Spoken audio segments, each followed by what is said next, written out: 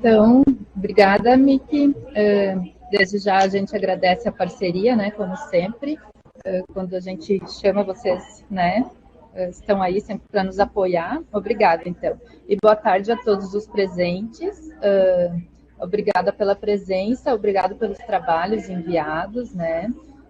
A gente até de início achava que seriam menos, a gente conseguiria fazer isso em um dia, mas que bom que teve bastante adesão de vocês, né? A equipe de saúde bucal aqui, eu, a Sheila e a Márcia, a gente agradece bastante. Então, a Semana de Saúde Bucal, só para dar uma introduzida, ela é baseada numa lei, tá? Que foi criada em 2001. Ela foi criada em 2001, que institui a Semana de Saúde Bucal do Estado de Santa Catarina. Então, a gente pensa todo ano em fazer atividades, né, no mês de outubro, para os dentistas, ou capacitações, ou esses web seminários, tá? E então sejam todos bem-vindos. Estamos aí para o que precisar, tá certo?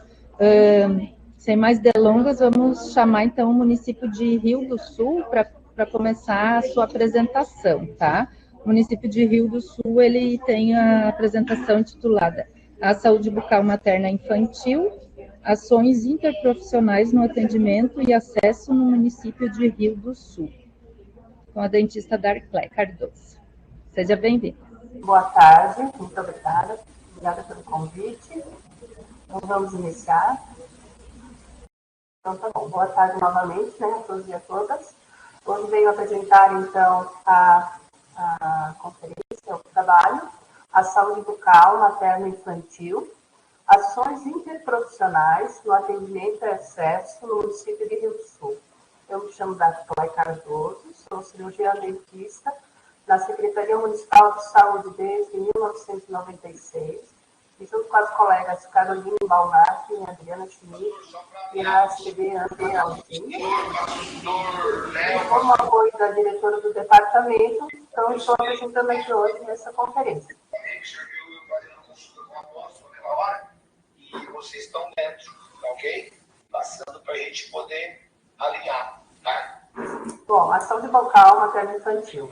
Darclé, não está aparecendo a tua apresentação para a gente. Bom, vamos retornar, então. Hoje, então, boa tarde, né? Novamente. Venho apresentar, então, a palestra Saúde Bucal Materno-Infantil, Ações Interprofissionais do Atendimento e Acesso no município de Rio do Sul. Sou da Darclé, junto com a equipe de cirurgiães e dentistas, a Caroline, a Adriana e a Cibiângela Claudine, pelo departamento e nossa diretora Tânia, veio então aqui estar apresentando, né, e com a ajuda também de todos os profissionais da rede. Eu sou também doutoranda do Programa de Saúde Coletiva da UFSC, tenho mestrado em Educação e atuo nessa área há 26 anos aqui no município de Rio do Sul. Bom, a saúde bucal materno-infantil, as ações, então, entre os profissionais no atendimento e acesso no município de Rio do Sul. Desde 1991, então, o município de Rio do Sul realiza ações em parceria com a Secretaria de Saúde e Educação, que visa a assistência integral, desde a gestação até o nascimento dessas crianças e o acolhimento nas escolas pelo programa Saúde na Escola. Além de todo o serviço de acolhimento que temos na atenção básica e no serviço de referência regional na Policlínica no CEL, de Rio do Sul. Esse programa se justifica pelas ações serem pautadas nas premissas da promoção da saúde e numa educação em saúde com enfoque na literacia para a saúde, que é um mecanismo para aumentar a capacidade dessas mães, gestantes, pais, professores, de acessarem informações em saúde, usarem e tomarem decisões para transformarem suas vidas e melhoria delas, e, consequentemente, melhoria das crianças, né, que acompanham o programa. Os objetivos do trabalho, então, é apresentar os programas que possibilitam o acesso do público materno-infantil ao Departamento de Odontologia, analisar o processo de melhoria do acesso aos serviços e programas e discutir as premissas para o desenvolvimento de programas de educação em saúde bucal em Rio do Sul. O percurso da atenção materno-infantil, então, no município, ele acontece iniciando com o curso de gestantes, que depois, então, são encaminhados ao pré-natal odontológico, e também participam, após o nascimento, da puericultura multiprofissional nas unidades básicas de saúde e também por meio online. Após a necessidade dessa criança receber um atendimento, então ela também é acolhida na esfera educativa para o serviço de odontopediatria, desde a questão do bebê. Quando essa criança, então, vai para a rede de ensino, para as creches e para a escola, então ela é recebida pelo programa ProBebê, que atua também dentro da mesma lógica de promoção da saúde, educação e literacia para a saúde, no qual as professoras e professores são, então, formados de forma continuada para que eles atuem na promoção e prevenção da saúde desses escolares. O curso de gestância iniciado, então, que é o primeiro contato dessas mães na rede, ele ocorre no Centro de Atendimento à Mulher, nas unidades básicas de saúde, com grupos, e também promovidos pelo hospital onde há a maternidade. Existe uma equipe multiprofissional interdisciplinar que cuida da saúde da mãe e do futuro bebê. As ações, então, visam uma gestação saudável e também já aprimorando, né, pelo cuidado dessa criança já desde o nascimento. Há também, então, um cuidado com a saúde bucal dessa mãe, para que ela seja, então, avaliada durante o pré-natal e feitos os encaminhamentos. A puericultura, então, é o segundo passo, né, de percurso dessa criança na rede. Ela promove o saber consciente da mãe e da família, por meio das ações integradas entre a equipe, desde o médico, enfermeiros, fisioterapeutas, fono, por toda a equipe que possa dar um apoio a essa mãe, psicólogos e dentistas. Ela dá suporte às famílias, né, para promover o crescimento e desenvolvimento sadio da criança, para que, então, esse núcleo familiar ele seja um colaborador do processo do desenvolvimento infantil. Nas UBSs, ela ocorre até os 3 anos de idade, ela ocorre em momentos pontuais, onde as equipes elas se deslocam, então, para os locais onde está agendada a puericultura naquele dia, e todos os profissionais participam, e essas mães, elas percorrem como num percurso, aquele dia, vários profissionais. Existe uma ficha única, na qual, então, são colocados todos os achados clínicos e feitos todos os encaminhamentos dessa criança, desse bebê, até os 3 anos. Então, durante a pandemia, foi necessário se adequar, né, à falta da presença dessas mães, já desde a gestação, a gente começou a ter uma certa preocupação, então começamos a fazer um atendimento via telefone e buscou-se, então, nos arquivos do próprio, né, sistema que tínhamos, né, dessas mães que estavam inscritas nas unidades básicas de saúde. Obtivemos, então, o contato telefônico e criou-se grupos de WhatsApp e foram feitos, então, contatos com essas mães de forma depois individual, porque percebemos que era melhor do que em grupo, para que elas recebessem informativos durante um período de 6 meses. Após o nascimento da criança, ela, então, aos 6 meses, a gente coleta os dados nas unidades de saúde, faz as crianças nascidas nesse período, e durante 6 meses elas recebem informativos, de uma forma coordenada pelo Departamento de Odontologia, junto com outros profissionais que são da área multiprofissional. Um dos resultados que nós percebemos, então, durante o ano de 2022, das crianças, então, que foram contactadas, né, foram 349 bebês nascidos entre 10/6 a 10/12/21, foram captados pelo nosso sistema. Então, desses, 78% participaram do programa, 11% não quiseram participar, não tinham WhatsApp, 7% não fizeram, né, e 4% não teve como acessar. Geralmente eram pessoas que não eram da mesma língua, né, principalmente haitianos ou venezuelanos, né, que tivemos um pouco de dificuldade ainda nessa área. Então, os assuntos que mais suscitaram dúvidas é a erupção dental, a introdução alimentar, na fase, né, de mudança de alimentação líquida para sólida, e a higiene oral. Então, são os principais assuntos. E outros questionamentos, então, surgiram durante os chats, né, para que a gente fosse feito os encaminhamentos, principalmente durante a pandemia, onde seriam atendidos, quais os procedimentos, quais os locais tinham, né, esse tipo de atendimento daquele caso. Daí também são mantidos, né, um contato para sugestões, agradecimentos, e também é aproveitar para usar as datas comemorativas e feito algumas interações durante esses 6 meses. A puericultura online, então, ela abrange as áreas além da odontologia, a nutrição, fonoaudiologia, psicologia, físio, enfermagem e medicina. Mas quem coordena a conversa é o odontólogo. Então, e as ações são coordenadas junto com eles para que sejam feitos, então, os textos. Por exemplo, o nascimento dos dentes, a gente tem também um que seria desenvolvimento infantil junto com a psicologia, estímulos infantis do bebê até 12 meses com a fisioterapeuta, surgem dúvidas em relação também à questão da lavagem nasal, então é contactar com o médico, né, para que seja feita uma conversa igual, né, dentro da rede. Bom, a gente também, quando essa criança, então, no decorrer, né, do atendimento, se vê que precisa de alguma intervenção, então ela é encaminhada para o serviço de odontopediatria, que ele está vinculado ao Centro de Especialidades Odontológicas, mas ele é somente para o município de Rio do Sul, junto à Policlínica, de referência regional.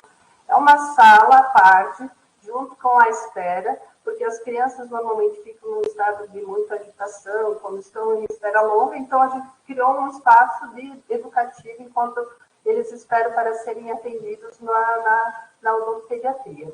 Ali elas são acolhidas, junto com os pais, é feita uma higiene oral supervisionada, uma aplicação tópica de flúor, uma conversa com os pais e atividades lúdicas são desenvolvidas por meio de histórias, vídeos, massa de modelar, né? Aqui a gente pode ver algumas fotos, né, como acontece, primeiro a higiene oral supervisionada, a questão dos desenhos, das pinturas, a modelagem. Então, é um momento onde as crianças relaxam, elas ficam adequadas para o atendimento, já vão com o dente higienizado, né, e que a gente tem tido um bom resultado também de retorno e também para que haja a conclusão do tratamento. Aqui a gente tem um gráfico de como isso tem aumentado, essa procura, e também percebemos que no ano de 2021 ainda estava um pouco pequeno o atendimento, ainda em virtude da pandemia. Então, foi aumentando também a oferta de profissionais na odontopediatria, e essas 3 linhas indicam assim, os participantes, azul, quem realizou a escovação e quem realizou a ação educativa. Então, está vindo mais equilibrado agora a participação com as ações, e também com um número maior de atendimento para esse público. A odontopediatria, então, ela faz a clínica desde o bebê.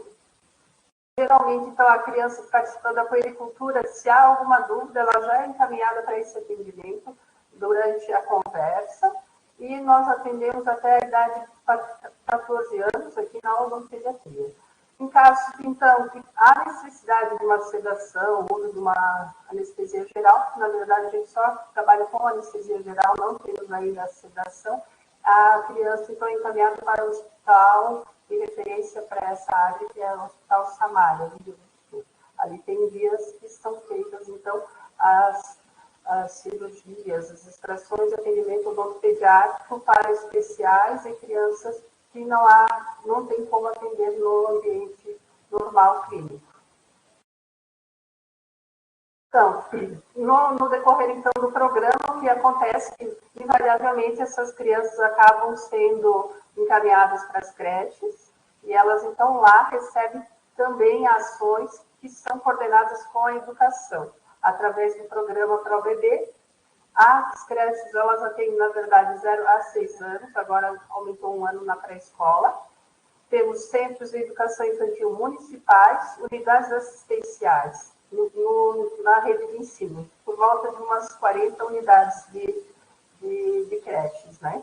A odontologia segue as ações do Programa Saúde na Escola, com exames clínicos, atividades preventivas de higiene oral, com creme dental com flúor desde o nascimento do primeiro dente, e aplicações tópicas de flúor nas crianças que necessitam.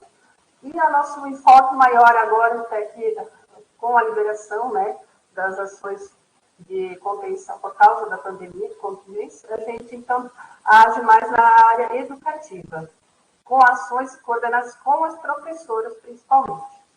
Caso essas crianças, então, precisem de algum encaminhamento, elas são coordenadas para que sejam levadas para a odontopediatria. Normalmente, a gente envia um bilhete informativo para os pais. É assim que a gente está procedendo esse ano. Não está sendo feito exame clínico em todas as crianças, somente naquelas que apresentam necessidades relatadas pela professora. E o nosso diferencial é que a gente tem um contato, como eu já tinha falado no início, desde 1991, com professores da rede de ensino, tanto da educação infantil quanto do ensino fundamental inicial. Anualmente, são feitos cursos, né, de formação. Normalmente no início do ano é feito o primeiro contato, onde é passado todo o protocolo de ação preventiva para aquele ano, e é uma ação educativa que vai ser acompanhada com a nossa visita, para que elas desenvolvam projetos junto com o projeto pedagógico da escola. Normalmente o nosso enfoque é de saúde com saúde bucal, na premissa da promoção da saúde e literacia para a saúde, para que seja envolvido o processo de educação em saúde junto com o aprendizado da língua escrita, do desenvolvimento infantil, desde o berçário. Então, nesse ano, nos reunimos já com 378 professores. Eles retornaram agora para as escolas, fizemos as visitas para acompanhar os projetos. Existem algumas metodologias, utilizamos o Círculo de Cultura, ou de acordo com o que a escola preconiza. Utilizamos também as bases nacionais curriculares como referência e as ações do Programa Saúde na Escola e também as ações curriculares municipais. O resultado, então, do processo que ocorre de educação e saúde, ele é feito e relatado em um seminário que ocorre geralmente em novembro, na Secretaria Municipal de Saúde e Educação, onde nós nos reunimos, então, para que alguns projetos selecionados sejam apresentados e discutidos junto com os demais professores. Então, essa assim se fecha um ciclo, né, de atenção à educação e saúde com promoção, prevenção e ações integradas na clínica odontológica. Eu agradeço, né, acho que foi um pouquinho rápido, mas consegui passar o que eu gostaria. Deixo aberto para perguntas. Que legal, Darclé. Parabéns, né? Com certeza, fazer esse planejamento dá um trabalho, né? É trabalhoso, mas acredito que vocês têm um reconhecimento bem legal aí por tudo que você nos demonstrou, né?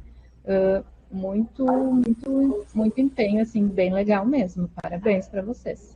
Obrigada. Achei lindo. Parabéns para toda a equipe, né? Bem show. A Sheila está falando que é muito importante a capacitação, né? É verdade, a gente vê isso em poucos municípios, né? Ou se existe também, não é muito divulgado, né? Por isso também a importância da gente estar fazendo esses web seminários, né? E é sempre bom saber, né, que os dentistas, eles são quase protagonistas, né, das ações da saúde na escola. Isso também é bem legal, né? O Jairo aqui também está dando os parabéns, né? A sala de espera das crianças deve fazer sucesso, né? Ele diz que faz sucesso, com certeza deve fazer sucesso, né? Bem legal mesmo. Muito interessante. Interação. O Dixon também está dando os parabéns. Tem alguma coisa, Darclé, que você tenha esquecido na tua apresentação de mencionar? Alguma coisa assim? Depois que você... A Luciana está perguntando sobre a amamentação, né? Existe a orientação, sim, já desde a gestante, né? Para que se mantenha a amamentação e como fazer, né? Para não para que não interrompa. A gente faz junto com as professoras já muitas vezes para que seja promovido esse espaço para que a mãe amamente nas escolas, né, nas creches, né, onde as crianças ficam, e tem também um acompanhamento durante a puericultura para que mantenham a amamentação, sempre, né? Quando vocês fazem esse trabalho por WhatsApp, daí você já tem assim os textinhos prontos, coisas para mandar sobre os, né? Não, são informativos, já elaborou junto com, né, os profissionais envolvidos, para nutricionista ou com pesquisa, a gente pega em arquivos, né, faz toda uma revisão para que seja bem fácil também de entendimento, né? E ele já está coordenado por mês, assim, né? Não, na verdade, de forma quinzenal. Cada 15 dias mandam um informativo diferente. Dá em torno de uns 15, 16 informativos. E ele vai promovendo as interações daí, né? Com a partir daquele informativo. Os pais daí gostam, leem bastante, e dão o resultado, feedback, mandam fotos de filhos que estão bem, que estão fazendo, tiram bastante dúvidas.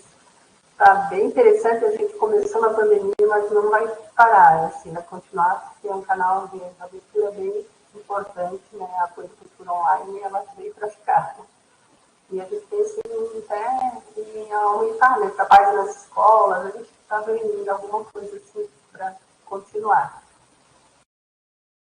Até muitos desses informativos a gente está mandando para as professoras, assim, tem algumas coisas, voltando para a escola, né? Alguns problemas, abuso de chupeta, contínuo, né? A mamadeira que não deixa.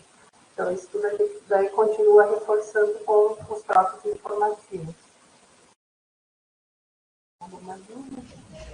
Muito bom mesmo, né? É que às vezes também vocês devem estar mandando os informativos e já na hora, né? Alguma coisa um pouco mais simples, ou até que a mãe tem até vergonha às vezes de perguntar, né? Até facilita pelo WhatsApp, né? Para pessoas assim, às vezes estão angustiadas ali, vocês já mandaram o que elas estão precisando, né? É bem legal mesmo. Ela não consegue estar saindo sempre, né? Ele está ali já com e o canal é bem aberto, né? Então, e qualquer coisa que surge, a gente encaminha para um nutricionista, já faz a visita, já marca o horário. Então, isso é bem bom, né? Que aqui já é o ponto de referência, né, para agendamento, então fica muito fácil, assim. Tem uma profissional que fica no dia inteiro, né? O período que ela está, ela só fica destinada a essa conversa. A gente teve um pouco de dificuldade de retomar na pandemia, mas agora, aos poucos, nas escolas já está se vendo a necessidade de voltar ao protocolo do TSE mesmo, né, de acordo com o que é preconizado, com a avaliação. Isso tudo vai, né, tem que ser mantido, né, que fez um pouco de falta nesses 2 anos. Então, te agradecemos em nome da Secretaria, Darclé, e te parabenizamos pelo teu trabalho.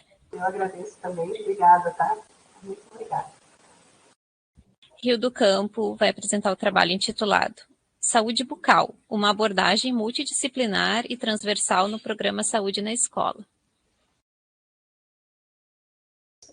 Então, boa tarde.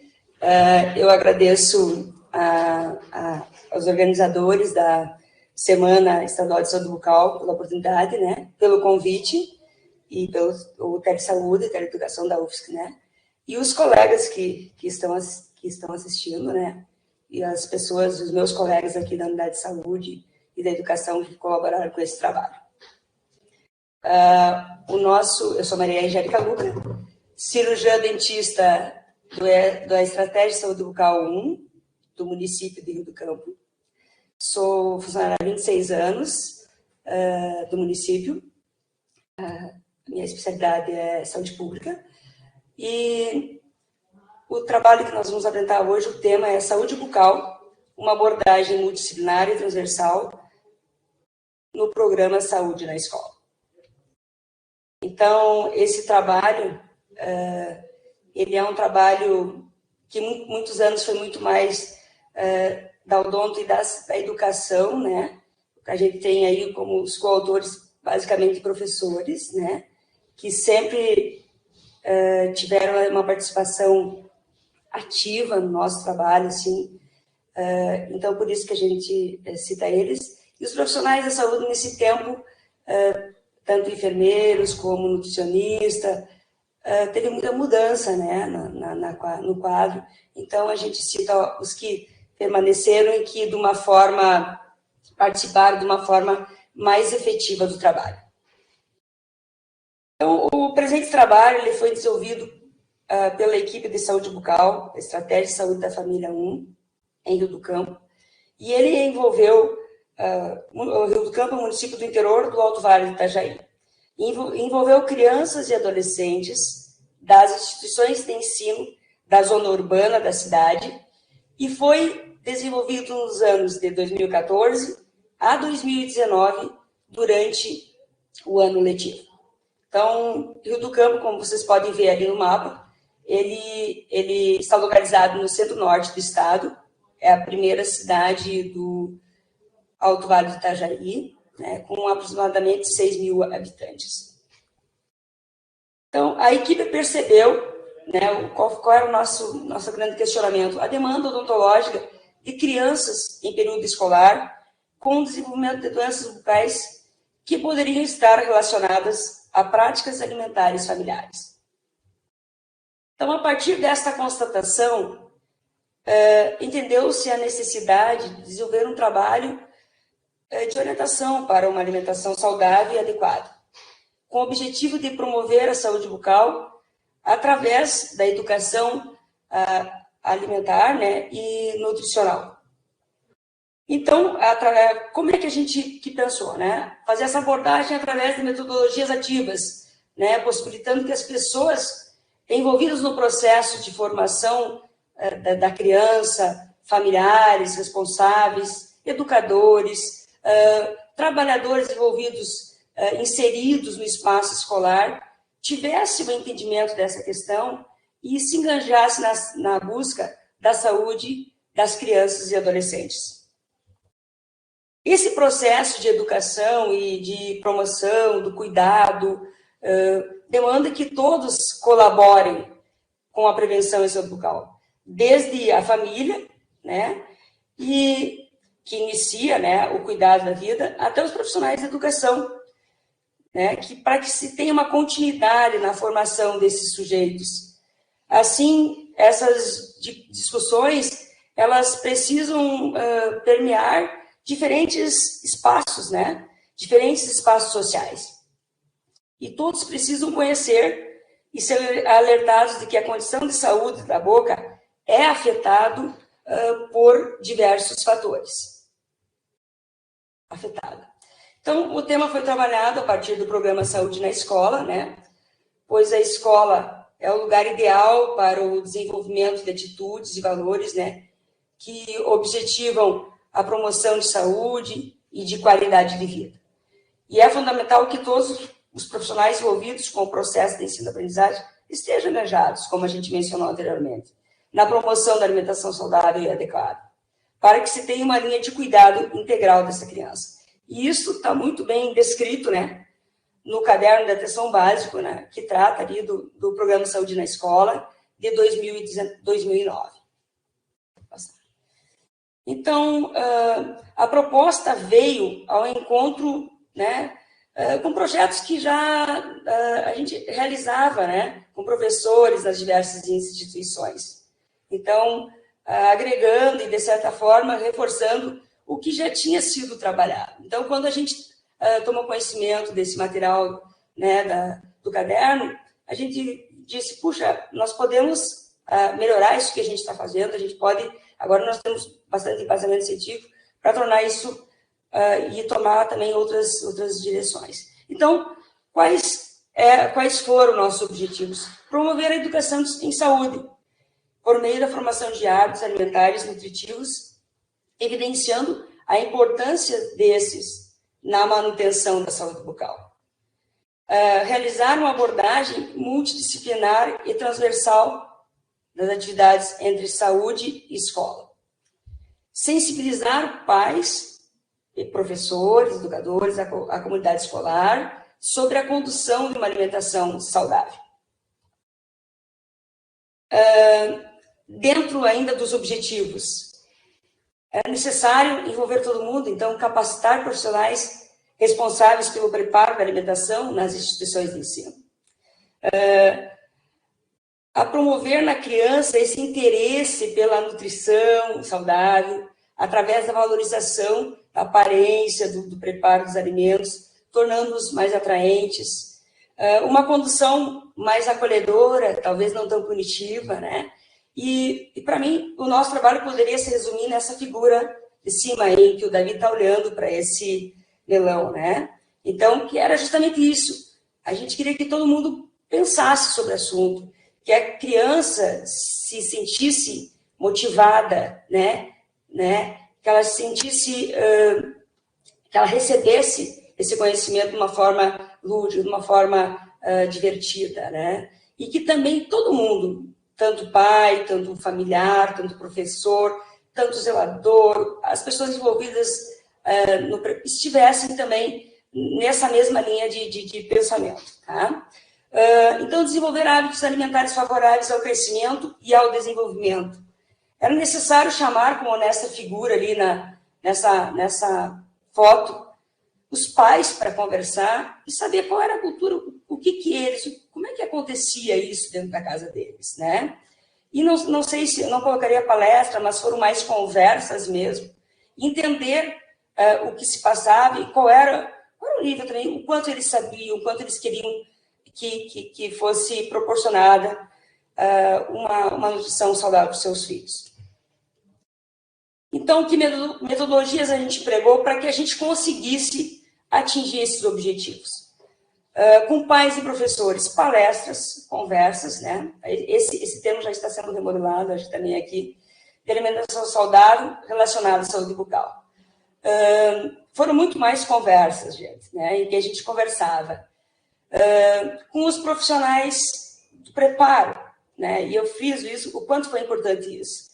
Capacitação para uma nutrição saudável, teve envolvimento da nutricionista, fazendo com que eles preparassem alimentos mais atraentes para as crianças, mas principalmente que a condução fosse mais acolhedora, né? Que a gente despertasse o interesse neles, na hora que fosse servir esse prato, né? Então, foi nessa linha de pensamento que nós conduzimos, e em muitos momentos fui eu que conduzi essa conversa, a nutricionista e aí também colaborou com isso, né? E com os alunos, como? Através de intervenções lúdicas, né?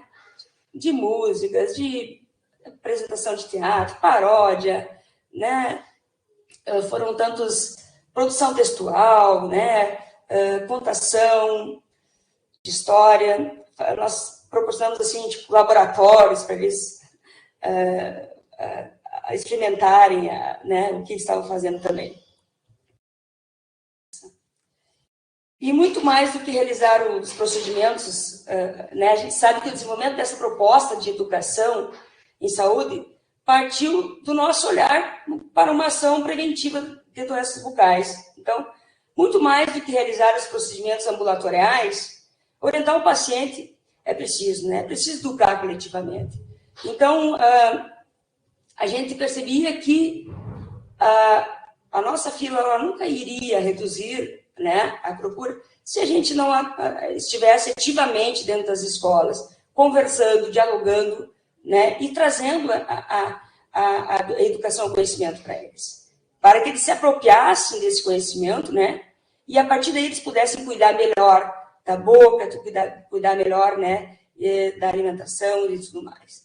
Então, nesse momento aí do primeiro, e eu quero também usar uma fala da colega, da Clé, que falou antes, que, aliás, eu tenho que pontuar aqui, que sempre foi nossa inspiração. A Rio do Sul é nosso município de referência.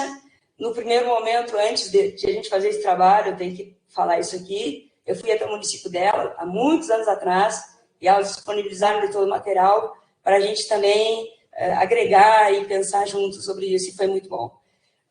Então, assim, a gente também usa do mesmo, né, inserir a saúde bucal dentro do currículo, né? A professora estava trabalhando nessa primeira foto, meios de comunicação. E aí a gente usou a televisão que ela tinha feito, a TV, para passar uma história e conversar com a gurizada, né? E também aqui envolver os profissionais, né? Nosso município sempre teve déficit de profissional, então sempre era uma figura única. Então a gente, quando começou, agora estamos com as equipes quase todas formadas, né, com os profissionais. Nesse momento, a gente faz uma capacitação com os agentes de saúde, né? Um treinamento. E aí nós sugerimos que eles fizessem um teatro para a gente apresentar nas instituições. E nessa aqui foi na PAI, né? Então, na segunda foto ali, a gente tem os agentes de saúde, né, participando, que era justamente isso também. A gente queria que todos os profissionais estivessem na escola e contribuíssem com esse trabalho. Essa última foto ali das meninas num centro escolar, né, no CIs nossos aqui, é isso aí. Eu acho que a imagem fala muito, né, elas entenderem, né, essas crianças do jardim, quais estruturas que tem na boca dela, como cuidar, de que maneira que elas vão cuidar isso. Então, quando a gente conhece, a gente cuida melhor, né, esse bordão é sempre dito. Então, elas ali tocando, sabendo que os dentes são diferentes, que a boquinha é diferente, e o quanto isso prova que essas atividades elas surtem efeitos. Pode passar.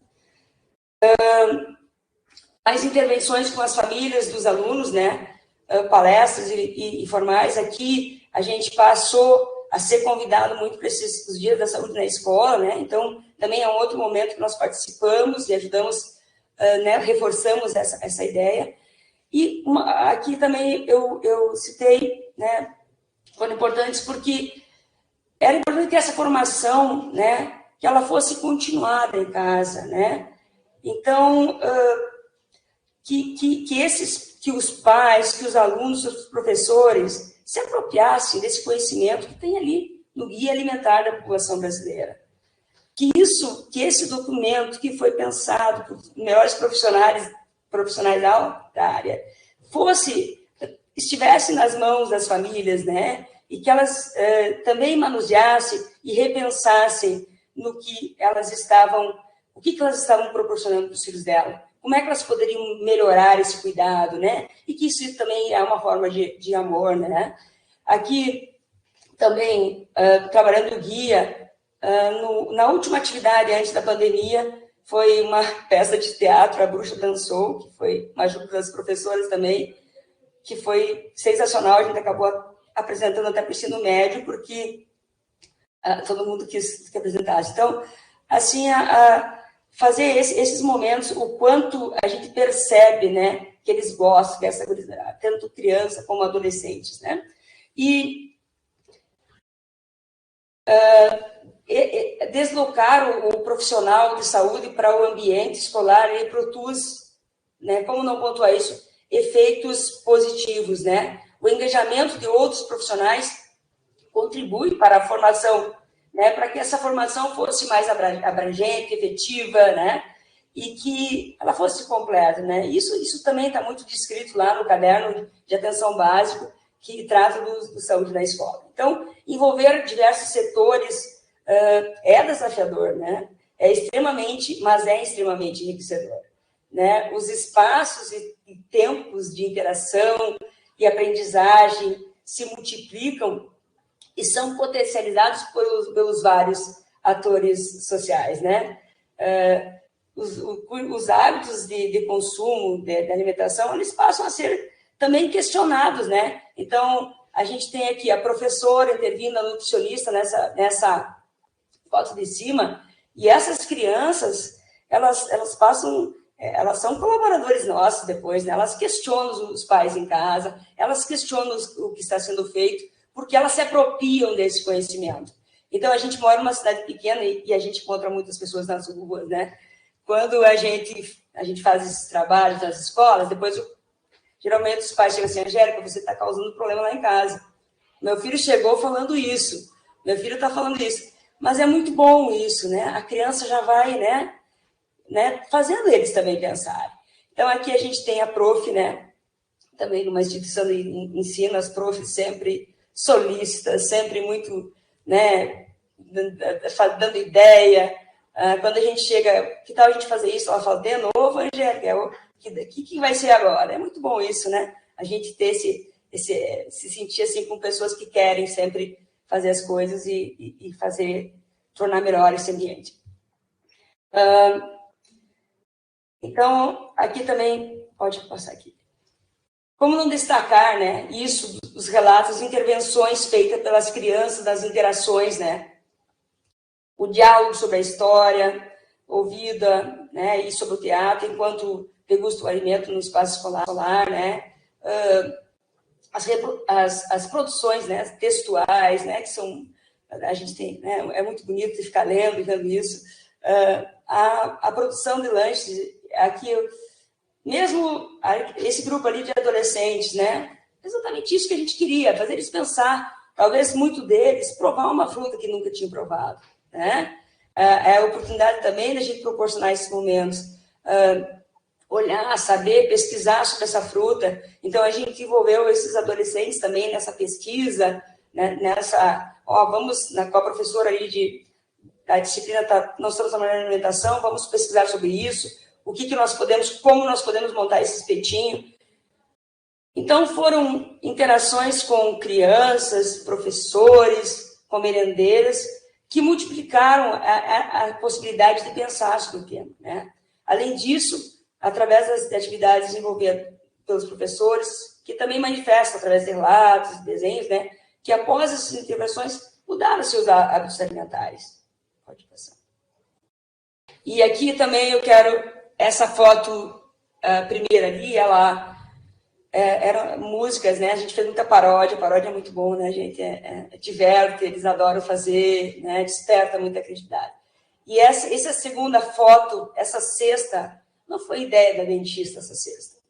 As profs iam me mandando, porque no primeiro momento, ali em 2000, quando a gente começou, a gente ainda tinha que questionar as cantinas das escolas. Nós tínhamos que mostrar e conversar com eles que existia uma legislação e era preciso a gente se adequar.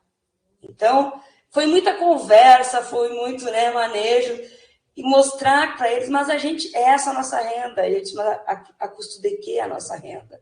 Né? Então, assim, foi com muita conversa, né? Nós conseguimos ir tirando as cantinas, né? Mostrando para eles que era preciso a gente ter uma outra conduta, que aquele ambiente era um ambiente, né, de a gente proporcionar outras coisas para eles. Então, essa sexta, eles começavam a mandar fotos e eu fui montando com algumas coisas que as crianças ainda traziam para o lanche. E aí a gente trouxe e começou a mostrar para ele o que tinha em cada, ler o rótulo do alimento, mostrar, será que isso aqui não quer dizer açúcar também? Então, fomos mostrando, trabalhando com os professores foram trabalhando também nas disciplinas. Ali, através da analogia, a gente foi mostrando o que tinha de óleo, de açúcar em cada uma. E eles foram, de uma certa forma, né, entendendo. Essa cesta também foi para a reunião dos pais, né? Que cuidado é isso também, saber o que o meu filho está levando para o lanche, né?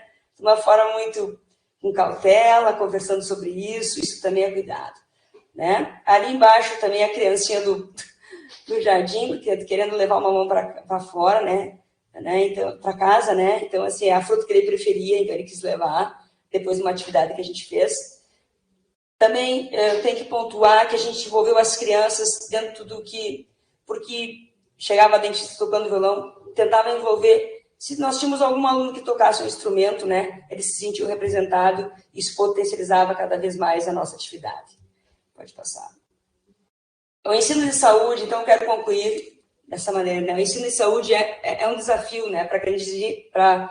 Para garantir uma aprendizagem efetiva e transformadora, né, da cultura para novas atitudes e hábitos, né? É preciso educar para a saúde, levando em conta todos os aspectos envolvidos na formação do hábito e atitude no dia a dia da escola.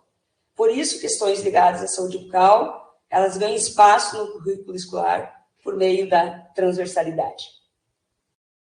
E esse projeto, ele desenvolveu com o objetivo de promover ações de saúde no âmbito escolar, né, integrando todas as pessoas envolvidas no processo de ensino-aprendizagem do aluno, através de atividades lúdicas, prazerosas, né, como eu mencionei antes, né, músicas, contações, melodias do folclore brasileiro, teatro de fantoches, né? E a gente sabe que essas atividades elas ganham sua importância no contexto educativo. Essas ações contribuem para que os indivíduos, essa aqui é a mesma cesta, tá, gente? Tenham um estilo de vida mais saudável, ampliando as possibilidades de autocuidado com a saúde bucal, por meio do investimento em saúde preventiva, né? E tendo como consequência a diminuição de ações curativas, melhorando resultados em saúde a custo mais baixo, né? Para o sistema de saúde pública. Então, portanto, também são importantes para a racionalização dos recursos financeiros empregados pelo SUS. Pode passar. Então, meu muito obrigado. Estou aberto a algumas perguntas, alguma dúvida, né? Eu esqueci de mencionar também que foram mandados formulários para as famílias, as professoras no início, eu esqueci de mencionar que tiveram um papel ativo quando a gente questionava o que estava sendo, o que era culturalmente servido na família dessas crianças. Enfim, acho que é isso, gente. Maria Angélica, parabéns mesmo, todo mundo ficou encantado, assim como a do Rio do Sul, né, porque realmente quem faz trabalho, assim, nas escolas, com crianças, né, sempre é muito bonito de ver, né, o empenho que vocês têm, e ali o link inicial que você começou da tua apresentação também falando, né, da alimentação, que é muito importante, né, porque, assim, a gente precisa ir fazer escovação nas escolas, precisa, né? Certo que a gente precisa ir fazer esse tipo de educação da escovação, mas às vezes não adianta a gente só estar dizendo, escova assim, escova assado, se a gente não intervém no problema por trás, né?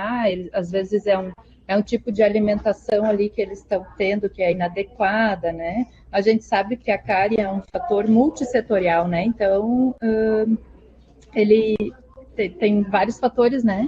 E um dos principais a gente sabe que é a alimentação, né? E que bom que vocês têm essas aberturas na escola, né? Que você conseguiu chegar, tocar nesse tema da alimentação, que realmente é preciso, né? É preciso conversar com os pais, porque às vezes a criança, né? Ela tem uma alimentação totalmente desfavorável, né? E dependendo da idade, a gente sabe que eles comem num tempo muito maior, assim, ou comem menos e de tempo em tempo, né? Então, isso a gente precisa estar intervindo sempre. Todo mundo deve bem. Obrigado por você pontuar isso, porque isso nos incomodava. Então, a gente fazia escovação e só a escovação não bastava. Então, quando a gente começou a pensar com os professores, era justamente isso. E como é que nós iríamos conversar para a criança trazer alimentos mais nutritivos se o que era oferecido em casa para ela era aquilo? Então, era preciso fazer com que todo mundo repensasse, né, aquilo que era proporcionado para a criança. Né? E eu acho que também, voltando, né, esse embasamento que a gente teve com o exemplo que Rio do Sul, né, nos proporcionou, abriu para que a gente também, né, conseguisse. Até a gente fez um formulário, né? Eu não participei tanto, mas quando eu cheguei no Saúde da Escola, eu tive acesso a um formulário até. Tô falando, linkando aqui do Rio do Sul também, que eles fazem um planejamento muito lindo de saúde na escola, assim, é bem legal mesmo de ver, assim, né? Então, o trabalho de vocês se encontram perfeitamente. Que bom que você, né? Se inspirou neles e muita gente também vai se inspirar em você, né? E assim por diante. Bem legal. Pessoal, acho que temos uns 3 minutos aí, no máximo, se alguém quiser fazer alguma pergunta. Ou depois a gente deixa para depois também. Mas já está aparecendo aqui uma pergunta do Darkley aqui, que ele quer saber... Da Darkley, desculpa. É que eu estou nervosa por causa do tempo aqui. Ela quer saber se os professores continuam o trabalho durante o ano letivo ali. Darkley, muito obrigada pela pergunta, tá? Na pandemia a gente interrompeu e agora nós voltamos no segundo semestre, né? Temos que repensar um pouquinho desse projeto, Darkley. Acho que tem algumas coisas que nós podemos adequar nele, né? E aí a gente nós voltamos com as escovações apenas no segundo semestre agora e vamos reestruturar, e os professores nesse ano, em algumas centros educacionais e escolas, nós voltamos, né? Fazendo trabalho junto, fizemos, mas não com muito ainda organizado, porque ainda as instituições estavam muito assim, tínhamos que adequar muita coisa para chegar, muita gente queria ir para a escola, então a escola cria um tempo também para ela, né? Então, mas o objetivo é dar uma remodelada, né? E voltar o ano. Agora já voltamos esse ano. A semana que vem, que nós estamos na semana de saúde bucal, nós já estaremos com atividades também, com mais atividades. É a terceira atividade deste ano, na realidade. Nós já fizemos 2, né, de prevenção. E nesse meio tempo, a gente, sempre que a escola chama, então existe muita comunicação entre nós, né? Eu chamo o dentista, nós vamos trabalhar essa semana, você pode aqui? Então, acho que a gente tem obedecido muito a isso, né? Acho que é muito mais bacana trabalhar quando eles, em algum momento, trabalhar, mas respeitar o calendário deles também, né? Muito obrigada, Maria Angélica. Tá? Muito obrigada pelo convite. Parabéns mesmo. Vamos repassar agora para a próxima apresentação, então, tá? Que agora é o município de Tubarão. Implementação do Sistema Nacional de Regulação na Atenção Secundária do Serviço Público de Odontologia no município de Tubarão, Santa Catarina. Seja bem-vindo, Dixon. Boa tarde a todos, me ouvem bem? Uma satisfação, né, poder estar aqui hoje, fazer parte desse web seminário e ouvir essas experiências tão belas aí dos nossos colegas aí pelo estado, é realmente muito enriquecedor. Então, agradecer a equipe da SES, da Secretaria de Estado, agradecer a equipe da Telesaúde da UFSC, né, por nos permitir esse encontro e essa troca de experiências. E já deixar uma provocação, Sheila, Isabela, né, de que esses encontros eles poderiam ser mais frequentes, né, semestrais, quadrimestrais, quem sabe, porque realmente essa troca de vivências ela é muito enriquecedora, né? E às vezes até acalentadora, porque a gente vê que às vezes as nossas dificuldades também são compartilhadas com outros colegas, com outras gestões, e isso nos mostra também que também estão buscando soluções inovadoras. Isso realmente é muito bom para a gente. Bom, me permitam me apresentar. Eu sou, então, o Dixon, sou coordenador de saúde bucal aqui do município de Tubarão. Há 5 anos como coordenador, desde 2017. Estou como coordenador, né, como a gente costuma dizer. Já atuei na APS, já atuei no início da implementação do ESF aqui em Tubarão. Depois passei para a especialidade no CEL, fui coordenador do CEL e hoje estou como coordenador, né, da saúde bucal aqui no município.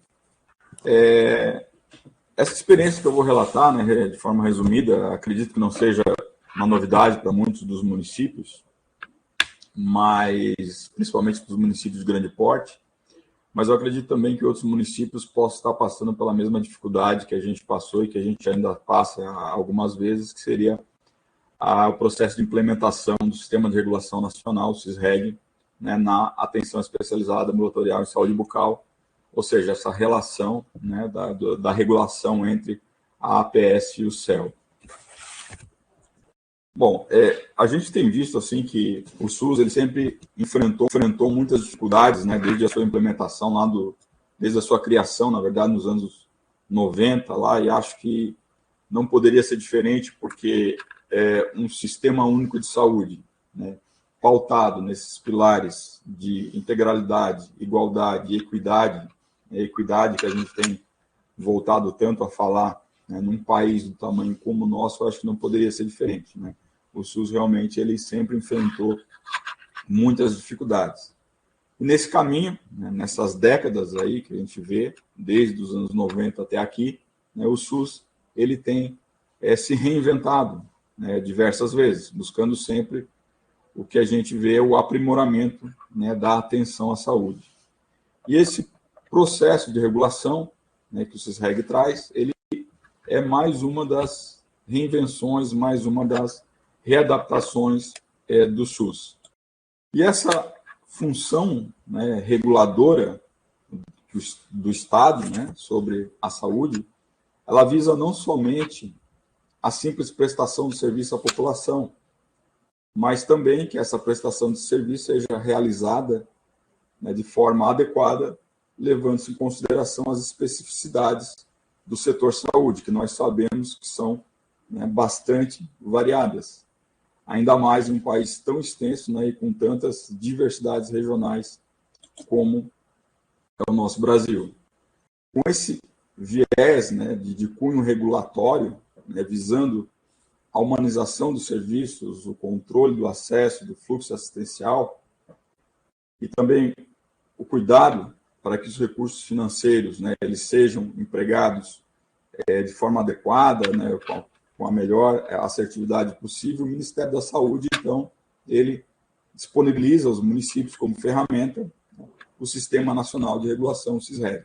Trazendo, então, essa relação, né, da necessidade de regulação em saúde para assistência em saúde bucal, né, para a odontologia, hoje nós temos, então, no Brasil, né, bem definidos, bem caracterizados, os diferentes níveis de assistência, né, em saúde bucal, por meio das equipes de saúde bucal, integralizadas às equipes da Estratégia de Saúde da Família, na atenção primária, a atenção ambulatorial especializada, né, por meio dos CELS e também com suporte dos laboratórios regionais de prótese dentária, e também, né, a atenção terciária com atendimento hospitalar.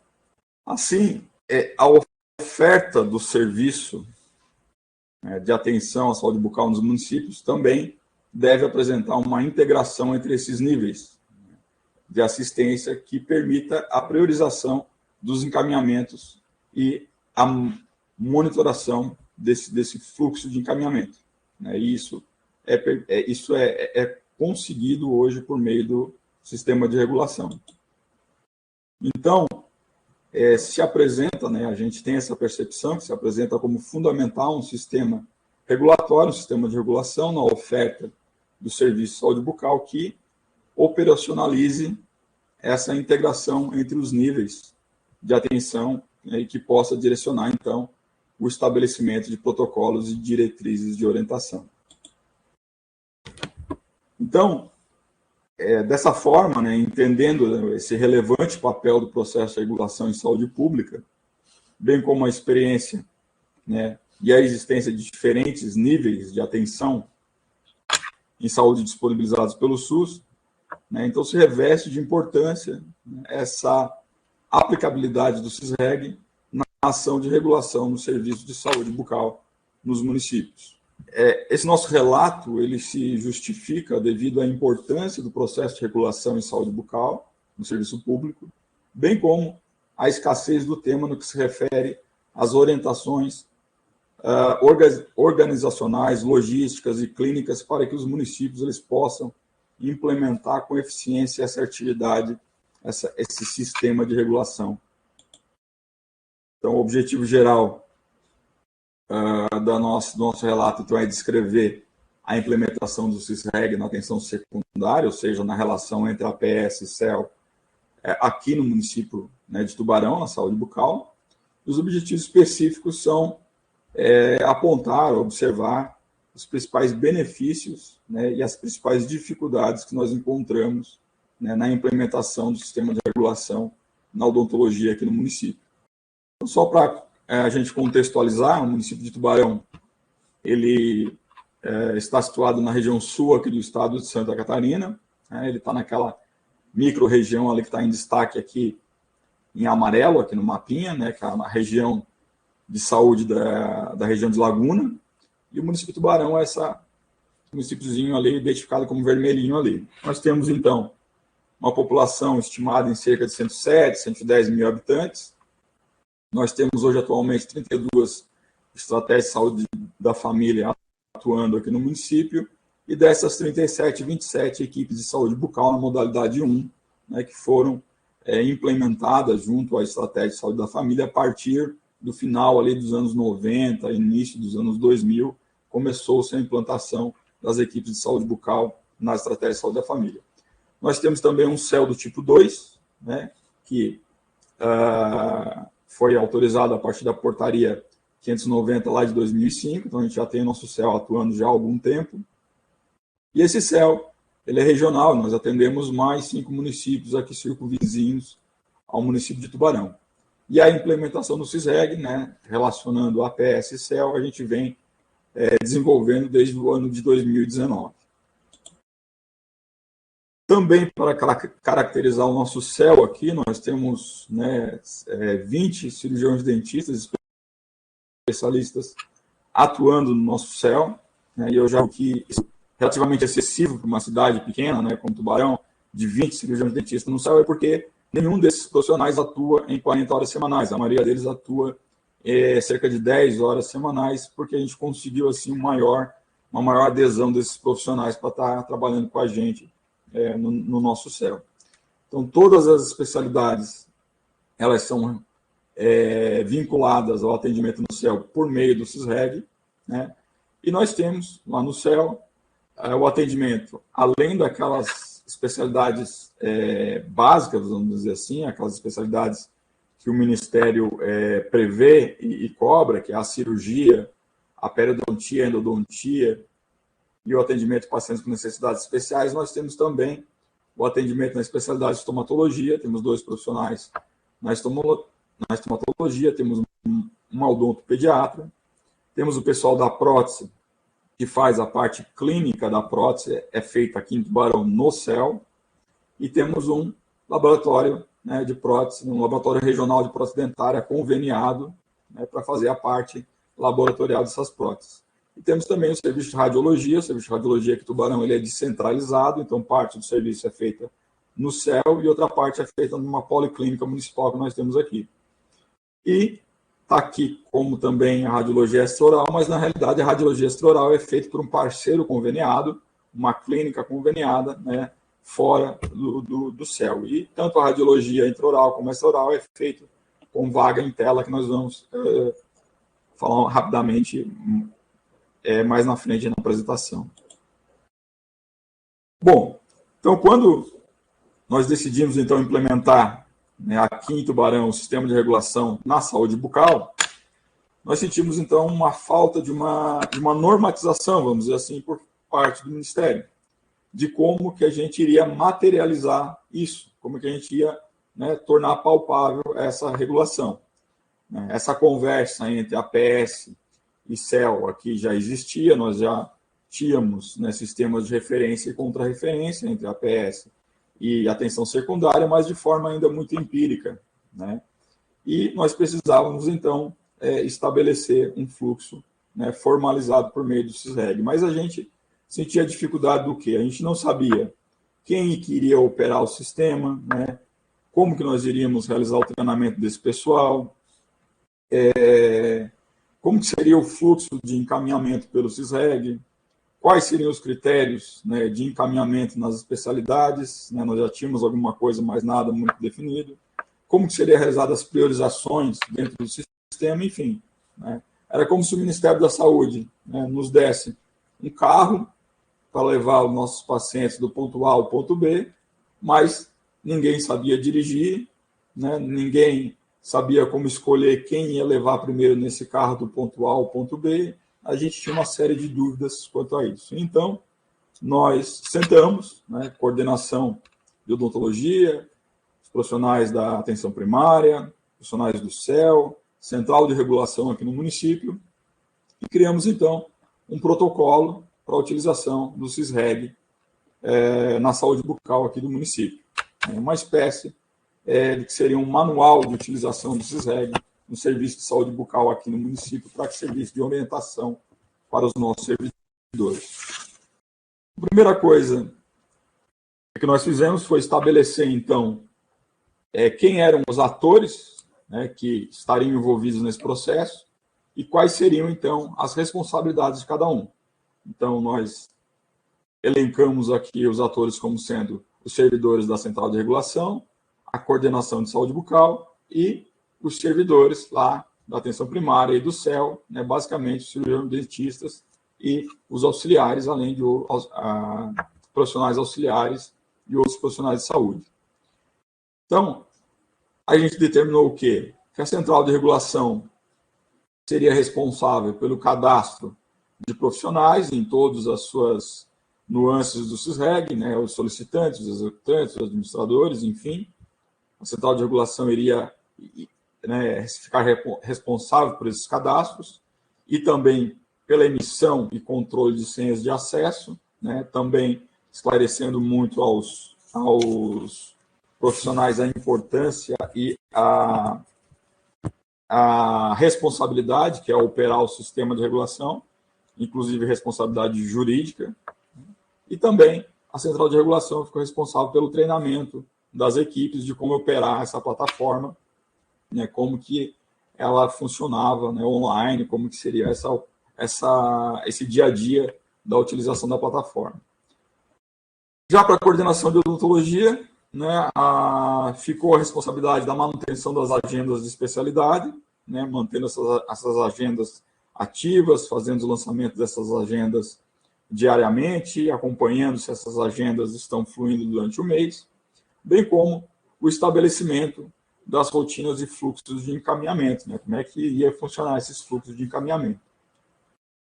Também as pactuações dos critérios de encaminhamento, né, que a gente vai ver um pouquinho mais na frente, né, cada especialidade possui alguns critérios para encaminhamento da APS para atenção secundária, e a regulação das solicitações também ficou a cargo da coordenação de saúde bucal, né, para estar fazendo a regulação, a verificação se realmente os casos encaminhados são necessários ir para atenção secundária ou não, e classificar a priorização desses encaminhamentos. E os atores lá da APS e do CEL ficariam responsáveis, então, pela inserção das solicitações do sistema. No caso, na APS, essa inserção e acompanhamento desses pedidos. Né, acompanhamento da solicitação também é dever dos servidores lá da APS. O agendamento, né, a partir do momento que a coordenação de saúde bucal fez a regulação e liberou esse paciente, o agendamento nas especialidades fica a encargo do CEL, né, mediante disponibilidade nas agendas das especialidades, e, após isso, a comunicação ao usuário de sua consulta por parte da APS, né, bem como finalizando o registro do comparecimento ou da falta às consultas lá no CEL, pelos servidores do CEL. Então, a gente determinou aqui esses atores e essas responsabilidades para a operacionalização do sistema. Feito isso, a gente passou, então, né,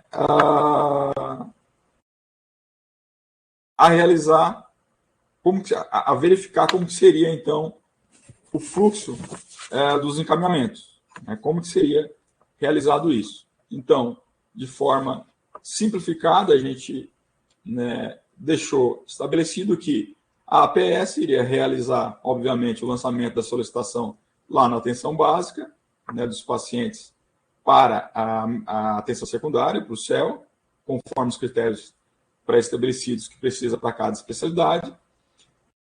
Quando a atenção primária faz a solicitação, né, aparece para regulação essa solicitação, e a regulação ela tem até 72 horas para realizar essa regulação, e esse tempo um pouco maior, um pouco mais elástico, aqui de 72 horas, se dá devido ao fato de a gente ter aqui cerca de 37 solicitantes, né, entre os nossos ESFs e os municípios vizinhos, e cada solicitante a gente tem ainda cerca de 8 agendas para estar regulando. Então, nós temos um prazo um pouco maior para que a regulação seja realizada.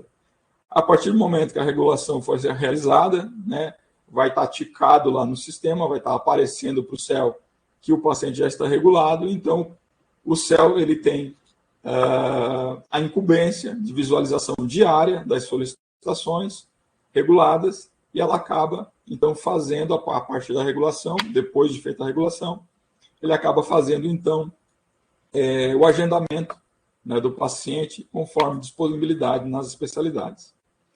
E esse agendamento, a gente sempre orienta que o CEL faça entre o dia do agendamento, né, e o dia propriamente dito da consulta, né, com o especialista. A gente sempre pede, sempre orienta que tenha pelo menos um intervalo de 7 dias para que o paciente, o usuário, ele possa se organizar e assim a gente tenha um menor absenteísmo, né, nas especialidades. Então, a partir do momento que o CEL confirmou a consulta do paciente, agendou a consulta do paciente, A UBS, que também tem o dever diário de estar verificando as suas solicitações, seus encaminhamentos. Dixon, só. Oi. Falta muito para acabar, já deu 20 minutos, só para te avisar. Se puder dar uma aceleradinha, para a gente ter tempo de debater, tá bom? Vou passar alguma coisinha aqui, então. Então, a UBS ela vai, então, informar o paciente com até 48 horas com tempo de até 48 horas para o paciente conseguir se organizar. O fluxo da radiologia eu vou passar rapidinho, porque ele é vago em tela, porque por ser critério diagnóstico não passa por regulação, o paciente já sai da consulta com a sua consulta lá de especialidade de radiologia agendada. Reforçando que o agendamento ele deve ter, no mínimo, aqui, um intervalo de 7 dias para o usuário se organizar, né? E aqui a gente tem a nossa priorização, né? O que a gente elencou como priorização? A descrição detalhada do histórico de observações. Quem trabalha com CISREG vai corroborar de que essa descrição é a parte mais importante para que, né, a classificação, a priorização seja corretamente executada. E a gente elencou ainda outros critérios de priorização, como, por exemplo, idade do paciente, a questão de edentulismo, onde a gente considera o edêntulo total com maior prioridade do que o edêntulo parcial, e assim por diante. Eu vou tentar dar uma apressadinha aqui, tá? Então, no histórico de observações, o que a gente considera muito importante é a descrição, né, básica do que a gente está pedindo aqui, solicitação, que é o procedimento que se deseja, descrição clínica, que indica a realização desse procedimento, e a justificativa do encaminhamento. Por que não pode ser feito na atenção básica? Então, aqui a gente tem um exemplo, né, de solicitação, solicita exodontia de 46, descrição clínica que justifica a extração desse 46, como, por exemplo, uma lesão cariosa extensa que impossibilita a restauração ou a reabilitação protética. E aqui ele está descrevendo os fatores que diz por que ele não pode estar fazendo esse procedimento da atenção básica e por isso tem que caminhar para a atenção especializada. Então, aqui só para caracterizar que cada especialidade ele tem critérios específicos para estar encaminhando, né? Então, cada especialidade tem critérios pré-determinados para estar encaminhando para a especialidade. Vou passar também rapidinho aqui. E a gente verificou o quê? Que como benefícios, né, da instalação aqui do CISREG no município, a gente viu que uma maior eficiência nos encaminhamentos dos usuários, né, porque antes a gente fazia em sistema de papel, agora está tudo informatizado, extremamente, né, eficiente. Fácil utilização do sistema, mesmo servidores com dificuldade de utilização de ferramentas de informática, né, conseguem utilizar o sistema com facilidade. Arquivamento automático das solicitações, registro, né, pelo sistema do histórico das solicitações, a gente sabe, a gente busca todas as solicitações, todos os encaminhamentos dos pacientes ficam registrados, e a possibilidade de priorizar os casos, né, por classificação de risco. Também, como benefício, a gente aponta a transparência das filas de espera, previsibilidade de tempo de fila de espera também nos possibilita a operacionalização do sistema, o acompanhamento de absenteísmo, estabelecimento de critérios de encaminhamento e a melhor controle sobre as cotas pactuadas com os municípios vizinhos. Como dificuldades, a gente vê o quê? A necessidade de treinamento de equipes, as instabilidades da plataforma, quem utiliza o CISREG, né, vai corroborar isso também. Às vezes, né, a plataforma ela fica instável em nível nacional, que dificulta, né, acompanhamento, do lançamento da solicitação, a regulação, o agendamento. Necessidade de alocação de profissional técnico para a operação, principalmente na regulação do sistema. Escassez de protocolos voltados às especialidades. Limitação de inserção de dados diagnósticos, como, por exemplo, imagem. A gente não tem imagem para estar conseguindo priorizar esses casos como mais difíceis, menos difíceis ou não. E a necessidade do paciente voltar na unidade para pegar esse encaminhamento. Como conclusões, então, a gente conclui que a implementação do CISREG no serviço de odontologia no município trouxe a legitimidade da ação regulatória, né? Entretanto, em relação às principais dificuldades encontradas, a gente cita a escassez de protocolos voltados à regulação das diferentes especialidades odontológicas, o que dificulta para a gente né, aponta para a gente dificuldades logísticas para a operacionalização do sistema.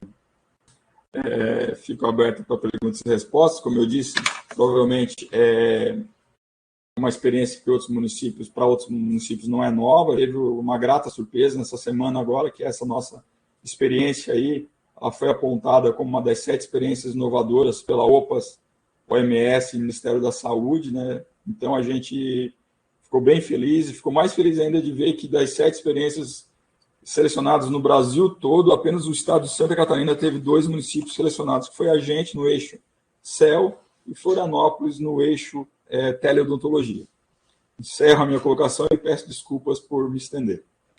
No início você falou que parece uma coisa tão simples para vocês, né, comparada a municípios grandes, mas aqui em Santa Catarina são poucos os municípios que têm protocolos de regulação. Então, foi muito importante ter esse reconhecimento por parte da OPAS e do Ministério da Saúde, e a gente ficou bem feliz quando a gente viu, esperávamos já ter que algum dos trabalhos fosse premiado, e isso traz bastante alegria e reconhecimento, né? Eu acho que é muito importante, além do teu reconhecimento dos teus colegas de trabalho, da tua equipe, do teu reconhecimento do Ministério também, né? Isso exalta a importância do trabalho e serve de exemplo para outros também. É trabalhoso construir protocolos, acredito que isso demandou muito tempo de vocês, né, muito estudo para a construção, mas hoje, vendo tudo isso funcionar e ser reconhecido, é o mais gratificante, né? Isso, o Cássio de Fraiburgo comentou aqui que será extremamente útil para nos auxiliar e fortalecer a implantação do CEL em Fraiburgo. Com certeza, Cássio. Então, agradecemos o Dixon, parabenizamos pelo trabalho. Se alguém quiser fazer mais alguma pergunta ali no chat para o Dixon, ele vai respondendo. Depois nós vamos encaminhar para todos vocês as gravações dos trabalhos. E dando continuidade na nossa programação de hoje, chamamos o Dr. Everton, de Balneário Camboriú. Ele vai apresentar o trabalho intitulado Odontologia e UTI Covid-19. Então, tá, uma boa tarde a todos, colegas odontólogos, aos demais profissionais de saúde. Então, depois desses trabalhos muito bem feitos, assim, eu vou ter essa grande tarefa de apresentar o meu aqui, então, para vocês. Então, deixa eu começar. Então, o meu trabalho é sobre a odontologia e a Covid-19, mas é em ambiente hospitalar, em âmbito hospitalar, que a gente vai fazer vai apresentar esse trabalho aqui para vocês. Deixa eu passar aqui o próximo. Então, por que o dentista dentro da UTI? Qual a importância do dentista dentro da equipe de saúde de UTI hoje? Tá? Eu vou fazer para vocês aqui uma revisão da literatura dos princípios básicos científicos de odontologia hospitalar. Vou relatar a minha experiência que eu tive no período eu fiquei de julho de 2020 a fevereiro de 2022 dentro da UTI Covid de Balneário Camboriú, do Hospital Ruth Cardoso, tá? Me apresentando aqui para vocês, eu sou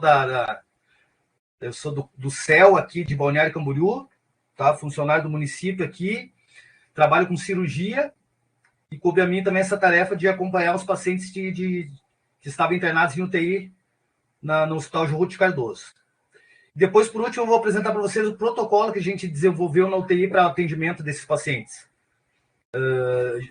Principalmente os pacientes intubados sobre ventilação mecânica e também os pacientes ambulatoriais. Então tá, vamos seguindo aqui, vamos tentar. Então, essa especialidade de odontologia hospitalar é uma especialidade bem nova. O Conselho Federal de Odontologia regulamentou ela em 2015, né? Então, ela tinha 5 anos. Em 2020, a Organização Mundial de Saúde declarou que a Covid era uma pandemia. Então, 5 anos apenas antes desse caos que foi a saúde pública para a gente, principalmente dentro da UTI, dentro dos hospitais, em todo o Brasil, talvez todo mundo, né?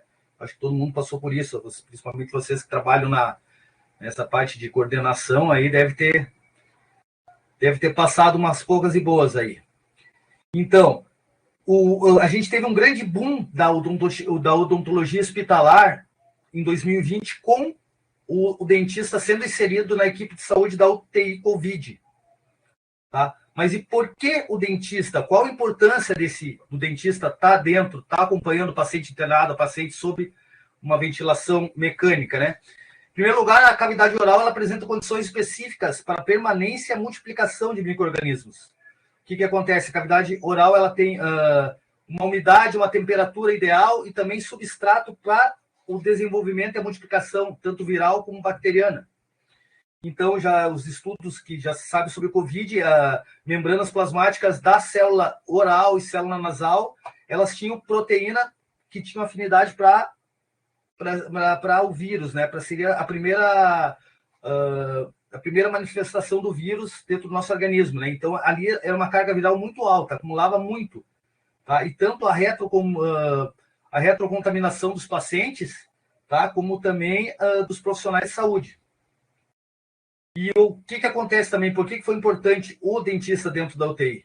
Os pacientes, na maioria graves, eles ficavam muito tempo sobre a ventilação mecânica. Eles precisavam de ventilação artificial para poderem respirar e conseguirem reverter esse quadro, né? Com isso, a gente tinha uma grande facilidade de infecções pulmonares por bactérias, que são chamadas pneumonias associadas à ventilação. Isso aí depois eu vou falar para vocês, vou frisar bastante esse item aqui.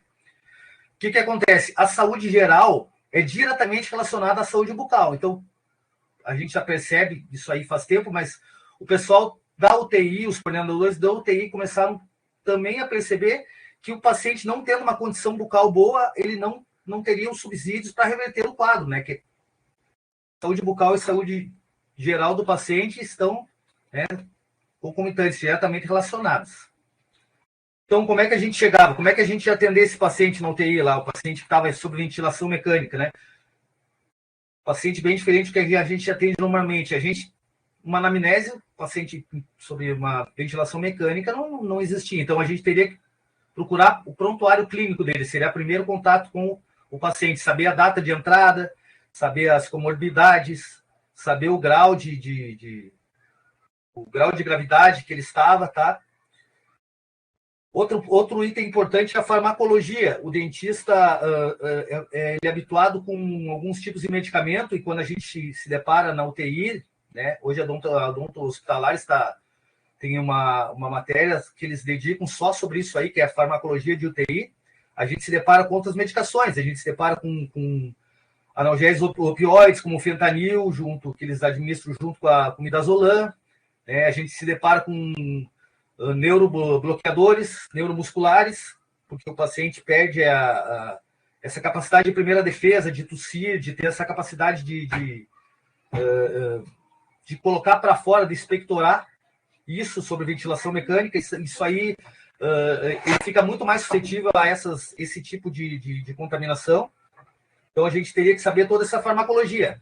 Pacientes sobre o uso de heparina, isso tudo porque dentro de um protocolo de atendimento, a gente teria que fazer uma adequação bucal do paciente. A gente teria que fazer exodontias, a gente fazia, de certa forma, restaurações, tá? A gente fazia um controle da cavidade bucal para o paciente ter o mínimo possível de risco a uma contaminação cruzada, tá? Um risco a uma pneumonia com bactérias da cavidade oral, tá?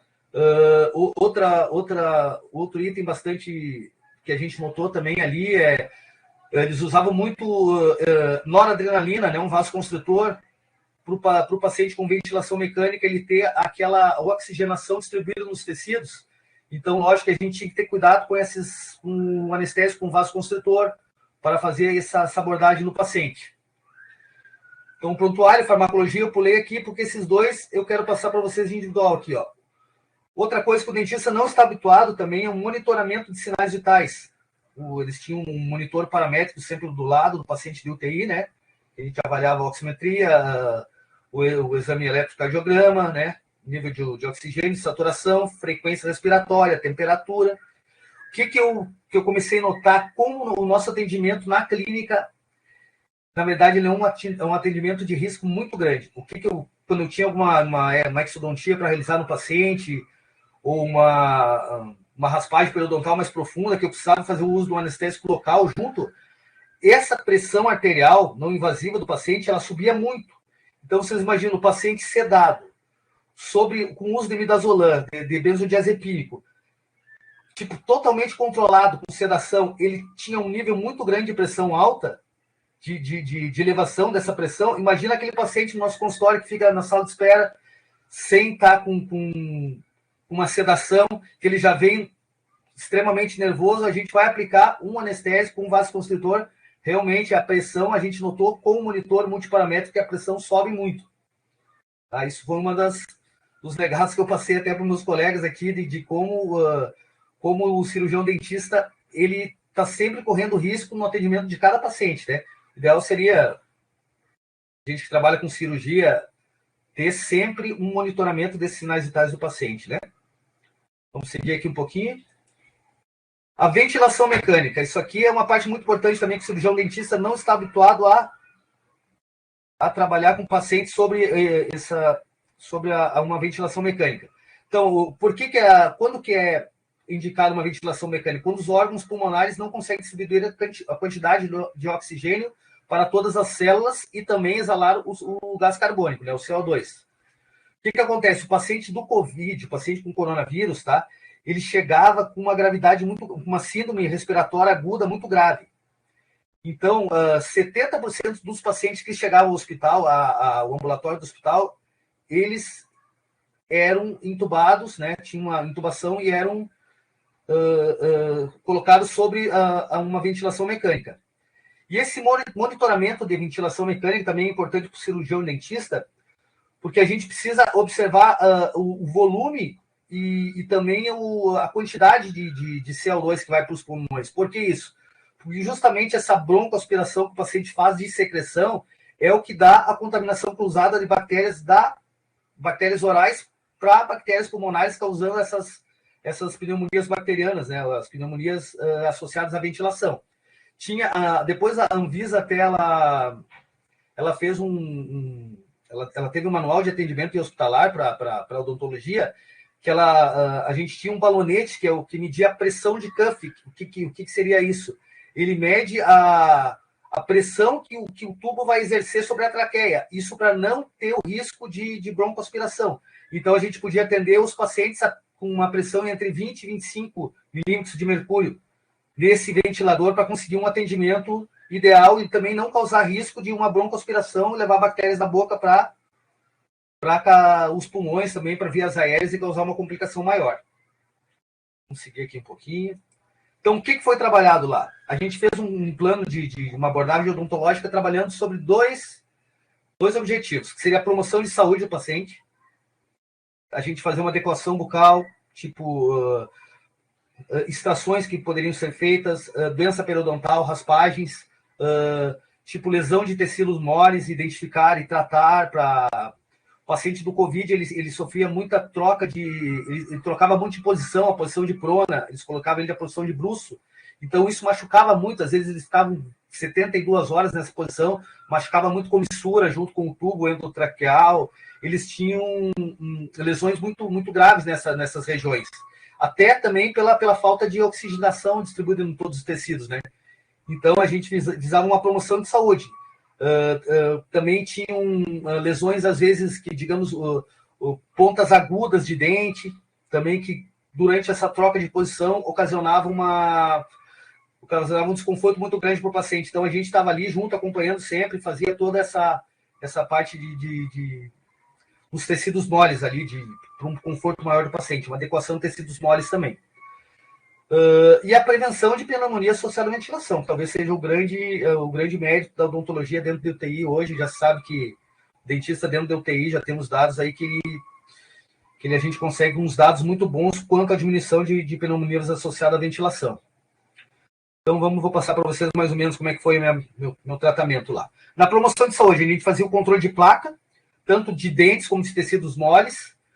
Tinha aquele paciente lá que ficava muito tempo na ventilação, ele ficava com aquela língua toda, um saburro grande. As técnicas de enfermagem, elas não tinham condição de fazer aquela limpeza daquela placa bacteriana na língua. Então, a gente adequou os instrumentais, a gente levou raspadores de língua para dentro do UTI, individuais, esterilizados individuais cada um. Então, a gente se preocupava com dentes e também com mucosa, tá? A identificação de focos infecciosos, restos radiculares, também fatores retentivos de placa, né? Tudo que pudesse aumentar a placa bacteriana no paciente internado sob ventilação mecânica. Profilaxia de próteses totais e PPR. O que acontecia? O paciente ia ser entubado, muitas vezes essas próteses não eram retiradas pela equipe de enfermagem. Naquele caos que era a pandemia, o paciente chegando toda hora, tá? A gente não era bem comum a gente se deparar com prótese. A gente ia tirar aquela prótese, toda aquela placa ali, então aquilo ali todo seria um fator de relevante para uma pneumonia associada à ventilação. Identificação de tipos de prótese também. Hoje em dia a gente tem pacientes com prótese sobre implante, né? Muitos pacientes que têm diversos tipos de prótese. Eu sou implantodontista também. Essa área a gente sabe que a implantodontia está muito avançada na diversificação de prótese sobre implante, né? A gente sabe também que é muito difícil fazer essa higiene. Levamos essa parte de uma instrução de higiene bucal individualizada para o paciente com prótese sobre implante também. Outra questão que aconteceu na pandemia, ali quando teve aquela variante de Manaus, foi, acho que por março, abril de 2021, a gente mudou todo o perfil do paciente na UTI. O paciente que a gente atendia na maioria das vezes era o paciente com comorbidades, paciente mais idoso. Ele não passou a ser mais isso, a gente passou a atender pacientes jovens, com 18, 20, 25 anos, e a gente começou a ter muito pacientes com aparelho ortodôntico. Então, imagina um aparelho ortodôntico, paciente entubado, né, com aquela deficiência para fazer um controle de placa ideal dentro da UTI. A gente levou também escovas interdentais.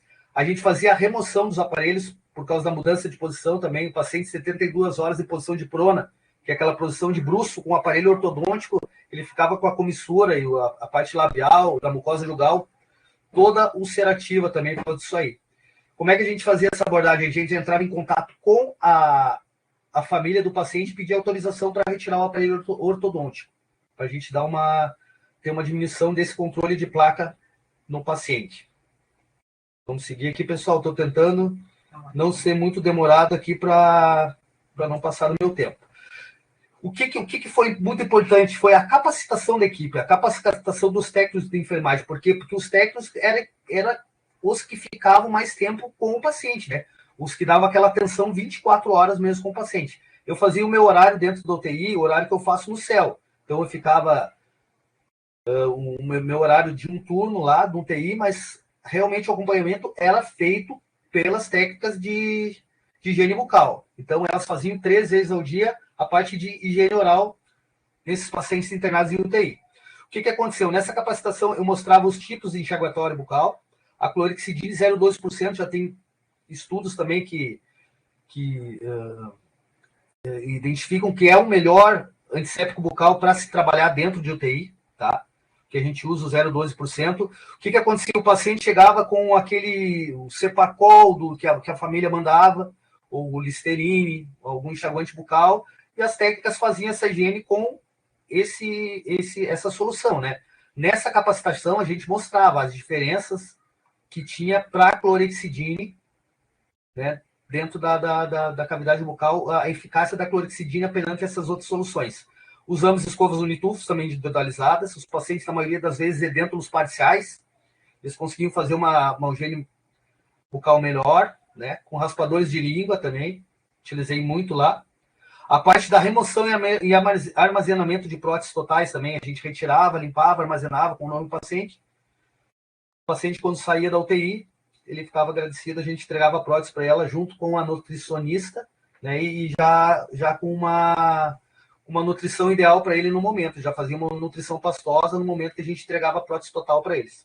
Esse trabalho ele foi multidisciplinar, então eu trabalhava com um fisioterapeuta, que me auxiliava naquela parte do ventilador mecânico, com uma equipe de enfermagem, técnicos, médicos, nutricionistas, psicólogos. Aqui no hospital aqui de Balneário Camboriú, a gente tinha uma equipe multidisciplinar para atendimento de pacientes com Covid, né? Parte de pneumonia associada à ventilação. Por que o Covid, o paciente fica muito suscetível à pneumonia associada à ventilação? Em primeiro lugar, porque ele fica muito mais tempo em ventilação mecânica. Tinha pacientes que ficavam 3 meses em ventilação mecânica, tá? Então, isso aí é muito tempo, é muito risco para ele, sem uma higiene bucal tipo, minimamente decente, assim, não teria como ele não ter uma pneumonia associada à ventilação, né? A posição de prona, como eu já falei, mudança de posição, estava mais suscetível à aspiração de secreções. Aqui um outro fator também, a mucina proteica. O que acontece? O COVID é específico da Covid-19, digamos, uma placa mais pegajosa nos tecidos moles e nos dentes. Então, o paciente ficava muito tempo lá, ele ficava com uma placa que parecia um silicone para a gente tirar. A gente ia retirando toda ela do tecido, e aquilo lá realmente era um risco muito grande de aspiração e também quase que para bactérias, né, para proliferação de bactérias, quase com meio de cultura para proliferação de bactérias, essa placa de mucina proteica ali. E o uso desses fármacos neuroblocadores também, como eu já falei, eles não tinham aquela primeira defesa muscular para conseguir expelir essa aspiração de secreção nasal ou bucal que eles poderiam reter dentro dos pulmões, né? Eu fazia toda a parte da aspiração também. Quando eu fazia higiene bucal do paciente, quando eu estava ensinando as técnicas a fazer, eu já fazia toda a parte de aspiração de secreções também, juntamente com a fisioterapia fazia isso, mas como eu estava lá diariamente, eu fazia todo dia também a parte de aspiração. Então, qual é o protocolo que foi instituído dentro do hospital lá, Ruth Cardoso, dentro para a higiene oral, como para prevenção de PAP? Pacientes que eu conseguia avaliar antes da intubação orotraqueal, eu fazia a remoção e limpeza das próteses e profilaxia com gás e clorexidina 0,12%. Paciente que já estava em ventilação mecânica, a gente fazia aquele condicionamento da cavidade bucal, diminuindo o mínimo possível de fatores retentivos de bactéria ali, de placa bacteriana, né? Restauração de ionômeros, extrações, as pás periodontais, tá? Instituir uma higiene oral individualizada, conforme a necessidade do paciente. Paciente com aparelho ortodôntico, mas comida interdental já ficava ali para ele, individualizada, né? Regularização de bordes cortantes, que é o que machucava os pacientes, e aspiração de secreções, como eu falei antes. O paciente também, com comorbidade, ele tem muito tempo sobre aquela medicação, e a ventilação mecânica, ele tem muito... eles têm xerostomia, então a gente precisava estar sempre tratando lábios e mucosas para não adquirir lesões oportunistas de candidíase, lesões fúngicas e até virais que eles adquiriam, né? O exame clínico para avaliar lesões de tecidos moles, isso dentro da capacitação, eu ensinava as técnicas também a identificar algum tipo de lesão de tecido mole, e quando eu estivesse no plantão lá, elas me mostravam a lesão que ela tinha identificado, me chamavam, né? Essa capacitação da equipe que a gente notou que era de extrema importância, porque mantinha sempre a equipe motivada, tá fazendo sempre essa higiene oral premium, né? Como a gente queria, que a gente falava lá, que a gente queria um padrão de higiene dentro do hospital premium, né? Um pouquinho aqui para vocês. Então, aqui um embasamento sobre estudos que a gente já tem para Dona et al., isso lá em 2009, ele já citava os índices de PAV, tá? Que para diminuir os fatores são levados em consideração lavagem das mãos, cuidados com a posição do paciente, né? A gente sempre trabalhava em 45 graus, aspiração frequente, que é o que a gente fazia lá, assistência odontológica, já em 2009, e uma higiene oral adequada. A Anvisa, tá? Ela declarou que 36% dos pacientes desenvolvem a infecção e evoluem para o óbito. Então, a gravidade do paciente com Covid geralmente é... Então, cada pneumonia associada à ventilação prolongava o tempo de internação em 12 dias o paciente, isso em média, né? E aumentando os gastos públicos por dia em R$4.000. Vocês imaginam como fica barato um dentista dentro da UTI se a gente for ter uma base desses dados aqui, né? Com certeza, esses índices aqui foram diminuídos, depois eu vou mostrar para vocês, são diminuídos com o dentista trabalhando na linha de frente de UTI Covid, como UTI também, UTIs limpas, que nem a gente chamava lá. Tá? Marofa associa a periodontite a um maior risco de admitação na UTI. Então, pacientes com Covid que tinham periodontia, isso foi de 2021 esse estudo, eles já tinham uma necessidade maior de ventilação mecânica. Tá? Ele associou a biomarcadores de aumento de número de leucócitos, né? E aqui a PCR é proteína creatina reativa, né? Esse fator aqui no hemograma do paciente aumentava a gravidade. Então, aqui eu tenho uma tabela que eu trouxe lá do Hospital Ruth Cardoso, tá? Que a gente tem como é que foi o nosso trabalho lá. Então, aqui foi quando aumentou a pandemia, né? Aqui, essa linha azul aqui, ó, é a meta da UTI limpa, da UTI normal, tá? Aqui está dentro da UTI Covid. Então, como é que é feito? O tempo de internação versus a pneumonia associada à ventilação por 1.000 horas, 1.000 dias de internação. Isso é o parâmetro que a gente usa, né? Então, aqui, ó, 13, 9, a gente ficou dentro dessa média, tá? Mas a média que vale para nós é isso aqui, ó. Mas a grande sacada aqui do dentista na UTI foi essa grande oscilação aqui, ó. O que aconteceu aqui? Quando deu essa aumentada, a gente começou a trabalhar com a capacitação da equipe técnica, tá? Trabalhamos com capacitação, diminuía, ó. Aumentava de novo, diminuía. O que a gente notou? A motivação. A gente tem que manter sempre a equipe motivada. A equipe que faz a higiene oral dos pacientes em UTI, sempre motivada. Então, a gente começou a diminuir a frequência dessa capacitação, porque trocava muito de equipe, principalmente de auxiliares de enfermagem, e a gente, mesmo assim, com a causa da pandemia, a gente conseguiu manter o hospital na média disso aí, tendo diminuído no final do ano de 2021. Everton, tu já está finalizando, porque já passou um pouquinho do tempo. Já finalizei meu trabalho aqui, só tem mais Tá bom. Então, eu queria um agradecimento a todos, ao pessoal lá do Hospital Ruth Cardoso, não sei se tem alguém aqui que está me assistindo, tá? Toda a equipe que trabalhou lá, a gente criou um vínculo muito grande dentro dessa pandemia, a gente se vê na rua hoje, a gente se abraça, sabe? A gente passou por essa perrengue, essa barra, todos juntos lá, o coordenador lá da UTI Covid, o Dr. Pedro Salomão, toda a coordenação do Ruth Cardoso, toda a coordenação da Secretaria de Saúde de Balneário Camboriú, que teve essa iniciativa, minha coordenadora Priscila, que me colocou lá dentro. Teve outros profissionais que trabalhavam também comigo lá, a doutora Lisiane, o doutor Gerry, a própria doutora Priscila também entrou dentro da UTI. Né? Então, esse trabalho foi de todo mundo teve seus méritos nesse trabalho durante a pandemia. Era isso, meus colegas. Aberto a perguntas.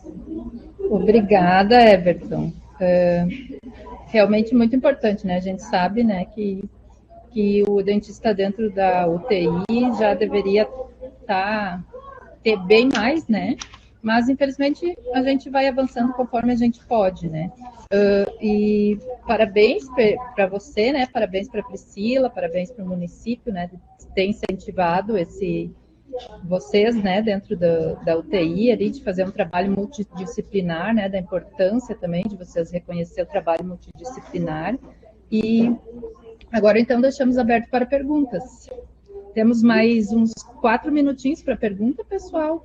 E daí, né, deixando claro que a gente vai também tentar compartilhar, né, os trabalhos, e estamos abertos para dúvidas, que a gente vai repassando também para os colegas. Eu queria também, toda a equipe da odontologia aqui de Balneário Camboriú trabalhou diretamente durante toda a pandemia. A gente também trabalhou no hospital com testagens.